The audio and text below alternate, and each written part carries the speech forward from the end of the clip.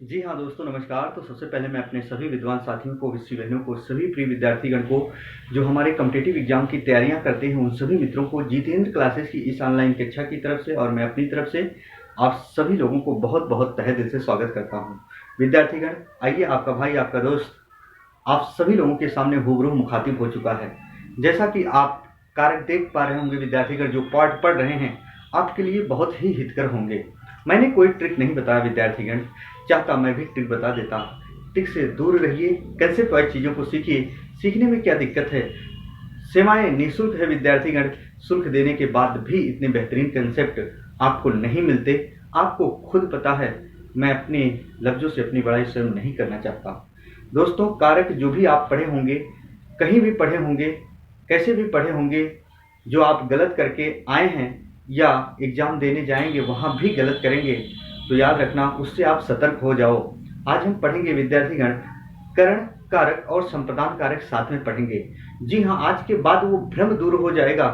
काश ये भी जो है कारक के उदाहरण करक कारक या संप्रदान कारक होते हैं। जी हाँ, आइए यदि आपसे वार्तालाप न कर हम अपने बिंदु की तरफ चलते हैं। दोस्तों, आज हम पढ़ेंगे करण कारक और संप्रदान कारक। मैंने पहले से लिख लिया विद्यार्थीगण, याद रखना वीडियो बहुत लंबी हो जाती है इसलिए मैंने लिख लिया। करण कारक की जो विभक्ति चिन्ह होती है दोस्तों, क्या होती है? से या के द्वारा का प्रयोग होता है। से या के द्वारा का प्रयोग कहाँ होता है? साधन या माध्यम के रूप में होता है। साधन या माध्यम के रूप में होता है विद्यार्थीगण, याद रखना। पहला नियम मैंने लिखा, क्या होता है? साधन या माध्यम के रूप में। दूसरा क्या लिखा मैंने? विकलांगता जहां भी सूचक का माध्यम बन जाए वहां भी क्या होता है विद्यार्थीगण? करण कारक होता है। विकलांगता जहां भी सूचक का माध्यम बन जाए वहां भी करण कारक होता है। उदाहरण भी बताएंगे, परेशान मत होना। याद रखना, कह रहा है जहां किसी वाक्य में के साथ और के बिना अव्यय सूचक शब्दों का प्रयोग होता है वहां भी करण कारक होगा। यानी जहां किसी वाक्य में विद्यार्थीगण के साथ और के बिना अव्यय सूचक शब्द जहां भी आ जाते हैं वहां भी करण कारक होगा। विद्यार्थीगण, विवशता, विवशता एवं व्याकुलता, विवशता एवं व्याकुलता से संबंधित कोई यदि वाक्य होगा तो वहां भी करण कारक होगा। विवशता एवं व्याकुलता, विवशता एवं व्याकुलता। व्याकुलता होती है विद्यार्थीगण परेशानी, परेशानी को हम दूर कर सकते हैं, लेकिन जो विवशता होती है वो होती है लाचारी और मजबूरी। लाचारी और मजबूरी को दूर नहीं किया जा सकता, बल्कि परेशानी को दूर की जा सकती है। यानी परेशानी दूर की जा सकती है पर लाचारी और मजबूरी दूर नहीं की जा सकती है। आइए समझते हैं क्या होते हैं विवशता और व्याकुलता। विद्यार्थीगण, व्याकुलता वो होती है, जैसे मान लीजिए गर्मी का मौसम है, गर्मी खूब पड़ रही है, आप गर्मी से परेशान हैं विद्यार्थीगण। आपके घर में लाइट है, पंखा है, एसी है, कूलर है, सब कुछ है, पर लाइट कट गई। विद्यार्थीगण, आपके उपयंत्र साधन कार्य करना बंद कर दिया, आप गर्मी से खूब परेशान है, आप गए बगीचे में टहल लिए, गर्मी से आपको क्या मिल गया? छुटकारा, यानी निराकरण मिल गया। यानी आपकी जो परेशानी थी, आप गर्मी से व्याकुल थे, परेशानी दूर हो गई। लेकिन विद्यार्थीगण, आइए समझते हैं विवशता क्या होती है। विद्यार्थीगण, हमारे घर में लाइट है, हमारे घर में लाइट है विद्यार्थीगण, गर्मी खूब पड़ रही है, हमारे घर में लाइट है, पर हमारे घर में एसी, कूलर, पंखा नहीं है। उसको लाने के लिए हमारे पॉकेट में, हमारे जेब में पैसे नहीं हैं। तो याद रखना, हम एक सीमा तक लाचार हो जाते हैं, मजबूर हो जाते हैं, बाध्य हो जाते हैं विद्यार्थीगण, जहां इंसान का बस नहीं चलता। वो होती है विवशता यानी लाचारी, वो होती है मजबूरी। याद रखना विद्यार्थीगण, उससे संबंधित कोई यदि वाक्य हो वो भी क्या होता है? करण कारक होता है। आज आपको ऐसा पहली बार देखने को मिला होगा। आइए उदाहरण देखते हैं, जैसे चाकू से फल काटा। चाकू से फल काटा विद्यार्थीगण, इस प्रश्न को बहुत ध्यान से देखिएगा। मैंने क्या लिखा? चाकू से फल काटा। तो चाकू से फल काटा विद्यार्थीगण, यहाँ चाकू से फल काटा। अब आप कहोगे फल अलग हो गया, अपादान कारक नहीं है, ये करण कारक है। चाकू से फल काटा, फल को काटने का साधन या माध्यम क्या हुआ? चाकू हुआ। बात समझना। तो साधन या माध्यम के अर्थ में मैंने लिखा है, साधन या माध्यम के रूप में जहां भी वाक्य हो वहां करण कारक होगा। तो फल को काटने का साधन या माध्यम क्या हुआ? चाकू हुआ। जैसे मैंने कहा पेन से पूरी कहानी लिख डाली, तो लिखने का साधन या माध्यम क्या हुआ? पेन हुआ। ध्यान से सुनना दोस्तों, ऐसे प्रश्न आते हैं, जैसे चाकू से फल काटा, ऐसे आएगा राम ने रावण को बाण से मारा। विद्यार्थीगण ध्यान से सुनो, राम ने रावण को बाण से मारा, मारने का साधन या उपेंद्र क्या था? बाण था। तो साधन था बाण। यहाँ ध्यान से सुनना, ऐसे प्रश्न आएगा जैसे ग्रामीणों ने सांप को लाठी से पीट पीट कर मार डाला। सांप को मारने का साधन या मापन क्या था? लाठी था। लाठी के द्वारा साधन था मारने का। ध्यान सुना, मैंने पेन से पूरी कहानी लिख डाली। कहानी लिखने का साधन या माध्यम क्या था विद्यार्थीगण? पेन था।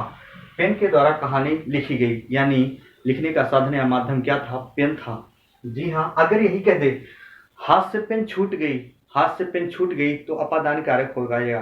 क्या हाथ से पेन छूट गई तो अपादान कारक हो जाएगा विद्यार्थीगण? जी हाँ। फिर देखो, छात्रों को पत्र के द्वारा परीक्षा की सूचना मिली, यानी जहां साधन या माध्यम के रूप में, याद रखना किसके रूप में परीक्षा की सूचना मिली? याद रखना, पत्र के द्वारा। ये क्या हुआ? एक माध्यम हुआ, एक जरिया हुआ, एक माध्यम हुआ, एक जरिया हुआ पता चलने का। पत्र के द्वारा बच्चों को परीक्षा की सूचना मिली, एक माध्यम हुआ, जरिया हुआ, जिसके माध्यम से कोई कार्य हो। जैसे मोहन पिताजी के साथ बाजार गया, मोहन पिताजी के साथ बाजार गया, तो याद रखना पिताजी एक साधन हुए ना कि माध्यम और जरिया। तो पिताजी एक माध्यम और जरिया हुए, याद रखना, सोहन के बाजार जाने का। ध्यान से सुनो, जैसे आ जाओ, अब कुछ प्रश्न अलग हैं। जैसे माँ के बिना बच्चा परेशान है, मैंने लिखा था विद्यार्थीगण, जहाँ किसी वाक्य में के साथ और के बिना अव्यय सूचक शब्द आ जाएं, वहां भी करण कारक होता है। जैसे विद्यार्थीगण, माँ के बिना बच्चा परेशान है। देखो यहाँ के बिना आया। राम के साथ माँ सीता भी वन को गई, यहाँ देखो के साथ आएगा।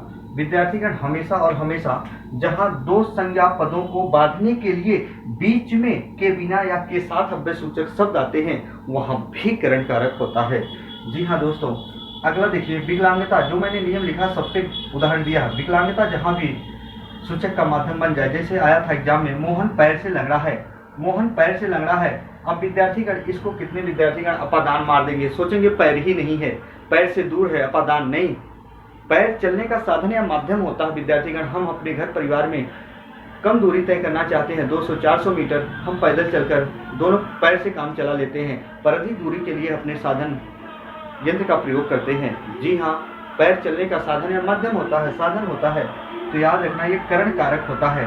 याद रखना, मोहन गर्मी से परेशान है, मोहन गर्मी से परेशान है विद्यार्थीगण। याद रखना, मैंने दिया क्या? व्यवस्था एवं व्याकुलता से संबंधित जो प्रश्न हो, यानी गर्मी से परेशान है विद्यार्थीगण, वो भी करण कारक होगा और आपसे मार के आते अपादान। तो ऐसा कभी नहीं है। याद रखना विद्यार्थीगण, ये रूल्स पढ़ के जाना। ये रूल्स आपको 4 नहीं 4 लाख एग्जाम्पल हल कराएंगे।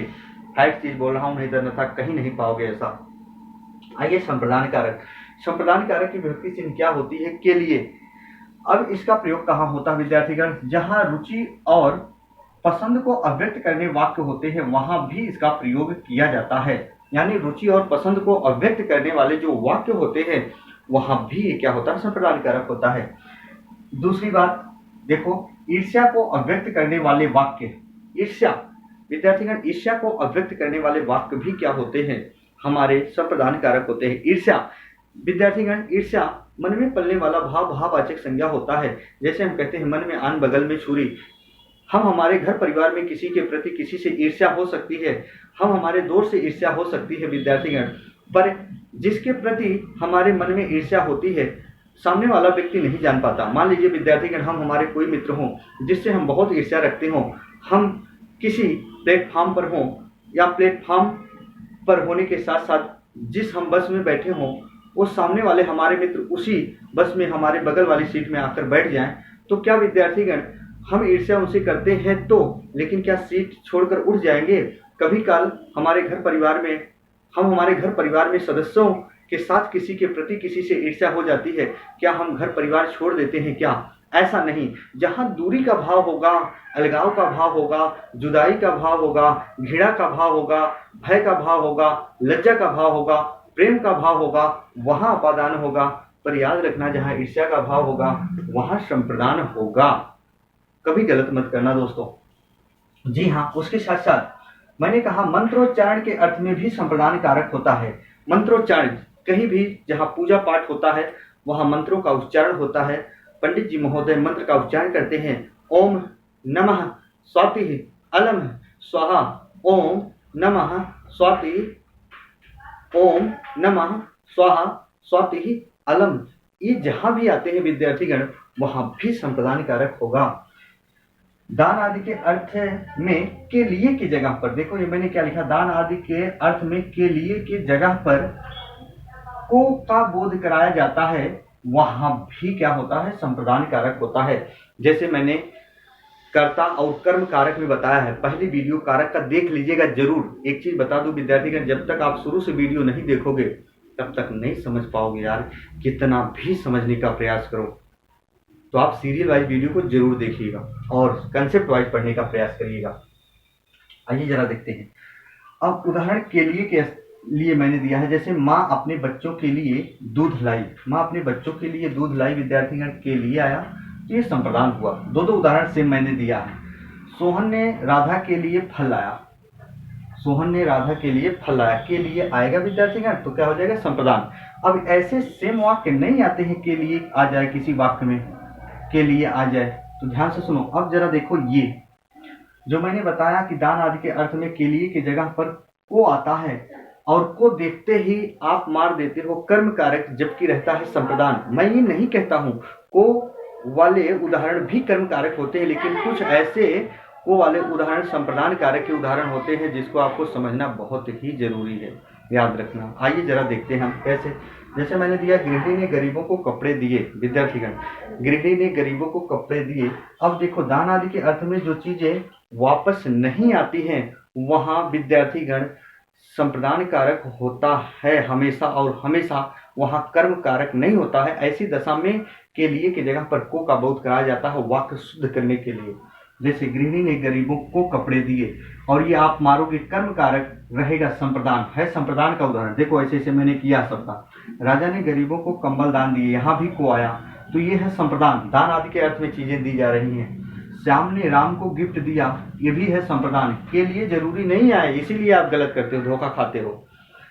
फिर राधा गीता को किताबें दी, राधा गीता को किताबें दी, राधा ने गीता को किताबें दी, ऐसे आएगा। दान आदि के अर्थ में जो चीजें देकर वापस कुछ चीजें ली जाती हैं, जैसे हमने दिया, कहा मोहन ने सोहन को गाड़ी दी। विद्यार्थीगण कोई हमारे मित्र हैं, उनके साधन खराब हो गए, हम अपना साधन उन्हें दे दिए काम चलाने के लिए, क्या वो साधन वापस नहीं देंगे? देंगे। वो भी जो हमने एक हेल्प किया वो भी दान आदि के अर्थ में होते हैं विद्यार्थीगण, याद रखना। जैसे हम हमारे कोई मित्र हैं, सहपाठी हैं, उनके पास जो मेरे पास पुस्तक है वो उनके पास नहीं है, उनके पास पैसे नहीं है पुस्तक लेने के लिए, हम अपनी पाठ्य पुस्तिका पढ़ने के लिए दे दिए, वो फिर हमारे मित्र वो पाठ्य पुस्तिका हमें वापस लौटाएंगे, वो भी एक प्रकार का दान होता है क्योंकि मैंने उनकी मदद की। तो याद रखना वहां भी क्या होता है, संप्रदान कारक होता है। जैसे राधा गीता को किताबें दी, देखो राधा गीता को किताबें दी, याद रखना, लेकिन किताब वापस आएगी, ये भी एक प्रकार का दान है, लगाओगे कर्म कारक रहेगा संप्रदान। देखो यहाँ ऐसे, विकास ने रोहन को गाड़ी दी, विद्यार्थीगण विकास ने रोहन को गाड़ी दी, हमेशा और हमेशा विद्यार्थीगण ये भी क्या होगा, संप्रदान कारक होगा। और आप लगाओगे क्या, कर्म लगाओगे, लगाओगे कर्म, हमेशा और हमेशा। रुचि और पसंद वाली चीजें, जैसे मेरी हिंदी पढ़ने में रुचि है, मुझे रामायण देखना बहुत पसंद है, मेरी हिंदी पढ़ने में रुचि है, मुझे रामायण देखना बहुत पसंद है, ऐसे भी वाक्य आते हैं दोस्तों। तो याद रखना संप्रदान होते हैं। अब आपको समझ में आया होगा कि आपका भाई, आपका दोस्त कैसे कंटेंट लेकर आपके सामने हुबरू मुखातिब होता है।